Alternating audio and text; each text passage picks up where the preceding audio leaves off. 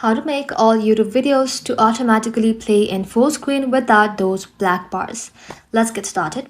So if you're watching a video and want to make it fill the screen, simply place the two finger on the video and pinch outward. You'll see a message that says zoom to fill in. To make this a default setting for all of your videos, you can simply tap on your profile icon, then tap on settings icon, then tap on general. Inside general, you will be able to find an option that says zoom to fill, and that's it.